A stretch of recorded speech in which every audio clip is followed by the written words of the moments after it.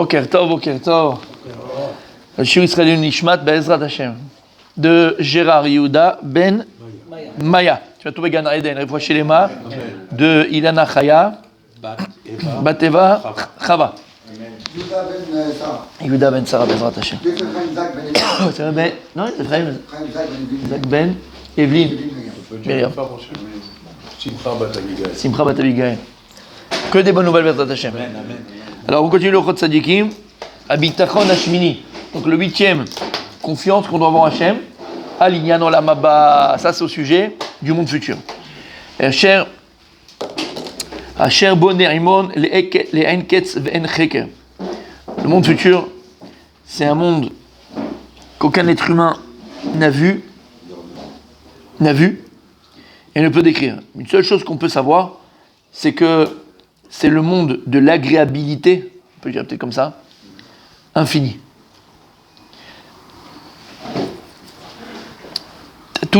On a tous connu des moments où on se sentait bien, on était heureux, on est content. Même la brise qui passe, elle te fait du bien, les couleurs, elles sont belles. Tu as réussi à éveiller tous tes sens. Et pas simplement tes sens physiques, mais vraiment métaphysiques. Tu arrives à pénétrer la nature, tu arrives à pénétrer la vie, tu arrives à pénétrer, à avoir un goût à la vie, un goût... D'accord? On a tous connu ça, une fois dans la vie, 2 fois, 10 fois, 50 fois, je vous souhaite en tout cas. C'est rien à côté de l'infinité du bon du Olam Haba. C'est rien, on peut pas comparer. Incomparable. Mais si on ne peut pas, personne n'a pu revenir pour l'expliquer. Exactement, on peut pas. Alors comment on peut avancer une chose pareille? C'est parce qu'il y a des psukim qui disent ça, mais on ne peut pas le savoir. On le dit par information, mais on ne peut pas le savoir. On ne peut pas savoir. Sauf par information. On ne peut pas le savoir. Même un prophète. Personne n'écrit. Aïn Lora'ata. Personne peut te dire comment ce sera.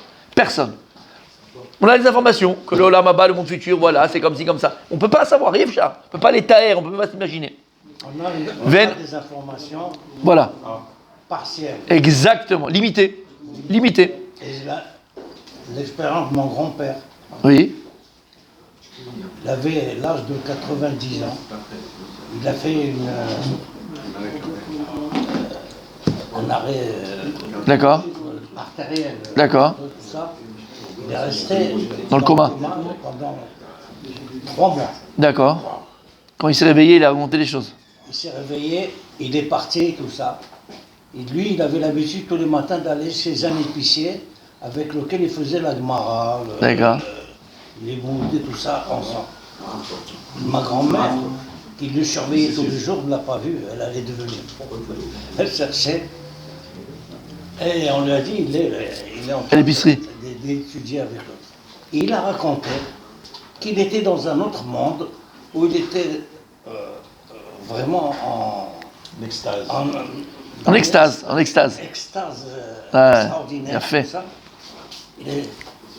Et il a fait donc ça ici après avoir fait 2 fois le pèlerinage en Israël à cheval. Et il a fait ça à Aliyah. Quand il a fait ça à Aliyah, il est décédé ici à l'âge de 104 ans. Il a fait merde. Mais même ça, c'est rien par rapport à la vérité du Olam Haba. Mais voilà, il y a des témoignages de ça. Il a fait, bien sûr. Il n'y a aucune bouche qui pourra te raconter la beauté de ce monde-là. Aucune bouche, même du plus grand prophète, ne pourra jamais te décrire ou te raconter la beauté du Olam Haba, du monde futur. Il n'y a pas un œil humain qui peut voir la splendeur des tzadikim bar Olam Haba. Personne ne peut te dire, ce tzadik comme ça, il est dans l'Olam Haba. Parce qu'on sait que là-bas, dans le Olam Haba, dans le monde futur, il n'y a ni manger et ni boisson. C'est-à-dire qu'on ne parle plus de matière, on ne parle plus de corps. Et encore une fois, je répète, il n'y a pas une personne autour de cette table-là qui n'a pas au moins une fois dans sa vie, touché le bonheur, mais qui n'était pas palpable, ça veut dire quoi? Qui n'était pas cachour, qui n'est pas lié à la matière. C'est un état. C'est un état d'être, c'est un état d'âme, c'est un état. Vous comprenez ce que je dis? Mais là-bas, si, il n'y a plus, il n'y a pas ni Achiela, ni Shtia. Il y a des gens qui vont chercher, des gens, je parle de nous, très souvent, nous, on cherche le bonheur, on cherche le bon, le bien, ben, finalement, avec des choses matérielles. Et on pense que parce que je vais aller en vacances à Cap d'Agde, je vais faire mon kiff, je vais être le plus heureux du monde. Je vais aller en vacances à Dubaï, je vais être l'homme le plus heureux du monde. Je vais m'acheter une nouvelle voiture, la dernière cri avec le machin tout automatique, elle donne les glaçons, elle fait le masgan, elle fait tout ce que tu veux. Je vais être le plus heureux du monde. Et donc nous, on relie tout le temps le bonheur, la joie, le bien-être, l'agréabilité, tout ça, à la matière. Mais en vérité, comme on a vu hier, Monsieur Pio, tout ça, ben, ça nous limite. C'est la matière, c'est le temps il a une fin, comme la matière a une fin. En vérité, tout ça, quand tu rentres et tu fais dépendre ton bonheur, ta joie, ton bon état d'âme à la matière, en vérité, tu limites ton bonheur. D'accord ? Bien fait. Imken, ma'atanu yesham. Alors si c'est ça, Rabbi Daniel pose la question. Aussi, il n'y a pas à manger. Il n'y a pas de nourriture, il n'y a pas de keila, il n'y a pas le steak comme ça, il n'y a pas le truc comme ça. Toi, tu parles que de restaurant toute la journée. T'es un morceau de viande ambulant. La seule chose que tu parles, c'est de bouffe. Hein ? Alors, qu'est-ce qu'on va faire là-bas ? Il n'y a pas de boisson, il n'y a pas une petite bourra, il n'y a pas une petite liqueur, il n'y a pas de chips, il n'y a pas de chocolat, il n'y a rien. Il n'y a rien. Il n'y a pas. Alors, qu'est-ce qu'on fait là-bas ?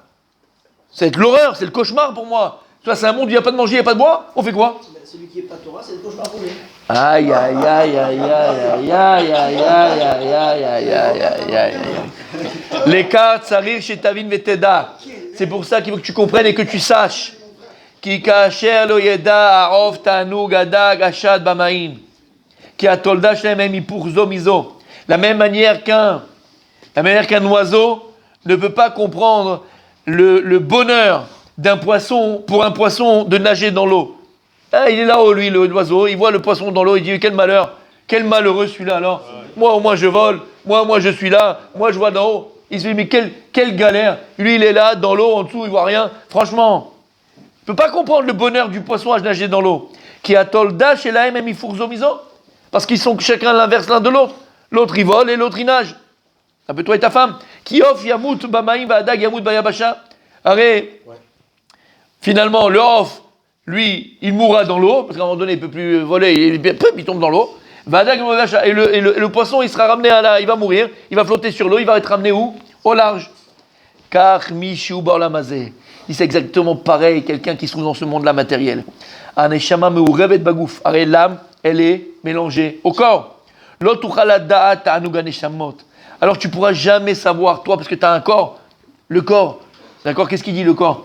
Quand il voit des types au Beth Midrash, des types à la Torah, des types, d'accord ? Qu'est-ce qu'il dit ? Mais quelle vie de chien ils ont, ces religieux, c'est pas possible. Quoi ? Le matin, ils se lèvent, ils font le tefilin. Après le tefilin, c'est la Torah. Torah, ils vont manger. Torah, les enfants, les couches. Mais quelle vie pourrave ! C'est vrai quand même. Hein. Quelle vie pourrave ! Quelque part, ils ont raison. D'accord ? Franchement, quelle vie, 12 gosses, t'as pas le temps de voir ta femme, t'as pas le temps de truquer, l'autre il pleure, l'autre il machin, d'accord ? Dans les intervalles. Je vais te contredire. Ah, il ne voit pas. C'est en one shot. En one shot. Dis-moi, c'est tir d'élite, on dit tir d'élite, mon ami, c'est sniper. Bref, bon. Je plaisante bien sûr, c'est plus grave dans la réalité, hein, mon ami. En tout cas, t'as compris ? Ouais, le type il est là, il comprend pas. Oulo yachol, il comprend pas. Oulo mevin. Tu peux pas aller à la plage avec les filles, tu peux pas aller danser avec les filles, tu peux pas embrasser les filles, tu peux pas mâcher Les garçons. Hein, Rabbi Daniel ? C'est lourd. C'est quoi cette vie là qu'ils ont, ces religieux ? C'est quoi cette vie ? Il y a que ça. Tu lui parles d'un truc, il te parle d'un paracha. Bon, parle-moi un peu d'Mbappé hier le match, le machin. Hein. Il n'y a que ça dans la vie. Il n'y a que la Torah. Quelle vie austère, quelle vie de galère. Il plombe l'ambiance. Il plombe l'ambiance. Un Dvar Torah, il nous plombe l'ambiance. On est là, on kiffe, on joue aux cartes. On met des mains dans les fesses de Stéphanie. De Stéphanie, on est trucs, on se fait la bise, on se regarde de loin, de près. On a envie, on n'a pas envie, on peut pas. Il y a un kiff. Non mais il y a un kiff. Avec votre vie austère comme ça, là. Faut pas parler aux femmes, faut pas faire ça. Il n'y a que des règles. Rassera. Rasra, arrête. T'es d'Alecha Chaboud. De la même manière que le corps ne veut pas comprendre la Neshama. Quelqu'un qui est loin de la Torah, comment tu veux qu'il comprenne les Bnei Torah? Il ne peut pas comprendre. Il a entièrement corps, matière, il ne peut pas comprendre. C'est ça qu'il dit le Rav d'Esther, rappelez-vous. Pour faire revenir quelqu'un comme ça à la Torah, le seul moyen que tu as, c'est à lui parler, invite-le à la maison à Shabbat. Invite-le, exactement, invite-le à Shabbat à la maison. Il va voir qu'il y a la femme qui est là, prête, pomponnée, bon, c'est pas chez moi, mais bref, d'accord? Elle est pomponnée là, d'accord? Il y a les enfants qui sont là, il y a le machin, d'accord? Il y a les enfants autour de la table, ça chante. T'as dit, ça chante, ça fait ces trucs, ça se respecte, ça s'aime. Il y a. Oui, exactement, d'accord? Il n'y a pas le truc, il n'y a pas de machin, tout est pur, tout est vrai, tout est authentique. Tout est authentique. Je parle Shabbat, il n'y a pas de portable. Ah, il a fait, je n'ai pas compris, d'accord. Parce que je ne sais pas. Bon, bref, d'accord. Et donc, d'accord, s'il voit ça, il dira, il imite pas elle, Bibi Fini, maman, je imite pas elle. Et le gars, qu'est-ce qu'il dit? Mais je veux ça, moi, chez moi.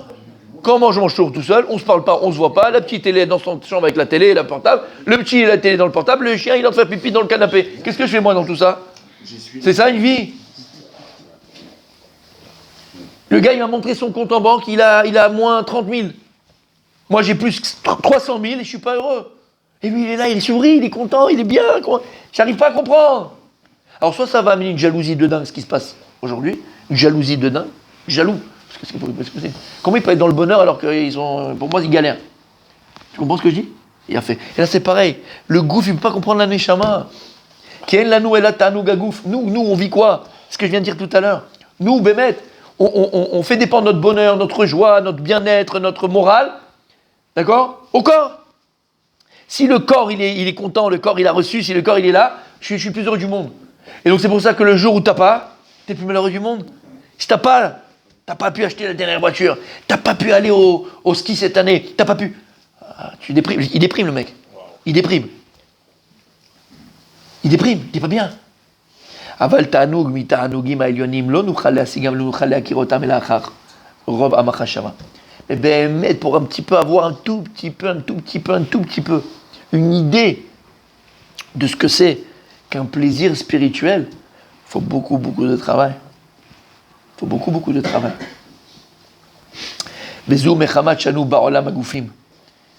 Il dit tout ça pourquoi? Parce qu'on est dans un monde des corps, de la matière. Il dit c'est pour ça que nous, ce qu'on connaît, c'est uniquement des plaisirs qui sont passagers, éphémères, momentanés. Avoir le plaisir à birachamim, le plaisir qui est lié à l'âme, em tamid bliefsek. C'est un plaisir continu. Et c'est quand on arrivait à toucher le plaisir continu, ça s'appelle le bonheur. Et nous, très souvent, on falsifie le bonheur par du plaisir. Et on l'a dit 1000 fois. Quelle est entre le bonheur et le plaisir? Le plaisir, c'est l'envie. Le bonheur, c'est la volonté. Le plaisir, c'est le corps. Ouais. Le bonheur, c'est l'âme. C'est l'âme. T'es mon bonheur. T'es mon bonheur. Maintenant, je comprends pas, t'es mon bonheur. Il porte bien son nom. T'es mon bonheur, mon tzaddik. Quand je le vois évoluer, grandir lui, son épouse, sa famille. Bémet, Annie Méride. Moi, je témoigne sur Monsieur Selam. Bémet, Blaina, ça c'est le bonheur. Et tu comprends que ton bonheur, il dépend plus du café que tu bois ou de... T'es avec ton épouse, t'es avec tes enfants, tu partages, tu donnes, Comment? Quand tu fais le Chazar al-Gemara, t'es dans un autre monde. T'es au Olam Acher, tu me l'as fait il y a 2 jours. C'est un autre monde. Et c'est un bonheur. Et en vérité, nous, tout ce qu'on essaie de chercher, comme on n'aurait pas trouvé le bonheur, parce que le bonheur, finalement, il est quoi? Il est rouchani, il est spirituel. Alors qu'est-ce qu'on fait? On se crée plein de petits plaisirs, en pensant qu'on est dans le bonheur. Mais finalement, non, on n'est jamais rassasié, comme il dit Rav Dessler. Il dit de Shlomo Amelech. Oh ouais, Kesef lo isba kasef. Quelqu'un qui aime l'argent, il ne sera jamais rassasié. Mais en fait, c'est quoi l'argent? On va voir la matière. Quelqu'un qui aime l'argent, il ne sera jamais rassasié de l'argent. En réalité, c'est quoi? Quelqu'un qui est dans la matière ne sera jamais rassasié de la matière. Parce que regarde, tu es là, tu as envie de manger ton gâteau, tu as ton éclair au café, d'accord? Tu es content, tu l'as mangé. Vraiment, il y a un plaisir. Un plaisir, Rabbi Abraham, qui est au goût, avec tes chouchim, avec tes sens. Il y a le goût, il y a l'odeur. Et quand tu le touches, d'accord? Il y a tout ce que tu veux. Mais c'est que tu utilises tes sens uniquement dans la matière. Donc tu les limites. Tu comprends? Et c'est le temps, tu ne toucheras pas. Tu ne le toucheras pas. Et en plus, si c'est un éclair, c'est furtif. Et c'est furtif, oui, c'est sûr. C'est vrai. Parce que toi, tu préfères les religieuses, Nachon, au café. Francis Hein? est de retour. Francis préfère les religieuses au café. Ah bah oui. Bien fourré. D'accord? Et donc, messieurs, donc le temps de ton bonheur éphémère en vérité, c'est le plaisir que tu as à manger ton gâteau. Mais en vérité, c'est que du plaisir, c'est pas du bonheur.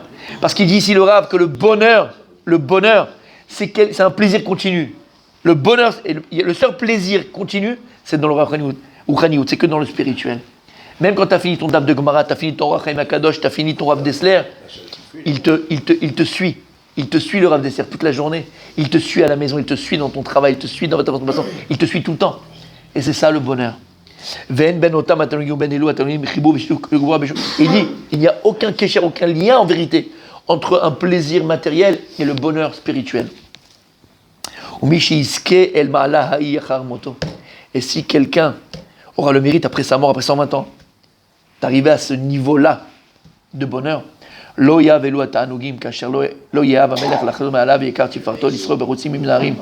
seul bonheur qu'il trouvera après 120 ans, c'est ce bonheur-là, donc spirituel. Et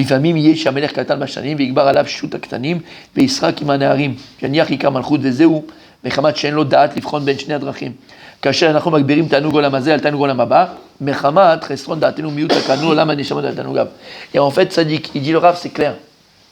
Si dans la vie, toi, tu vas donner plus de prépondérance au plaisir matériel, tu ne pourras pas avoir ce plaisir spirituel. Plus tu donnes de place au plaisir, d'accord, matériel, tanugim, au délice matériel, plus, en vérité, tu abîmeras la possibilité de trouver du plaisir dans le spirituel. Et au contraire, plus tu vas trouver un plaisir spirituel, plus tu atténueras le plaisir matériel.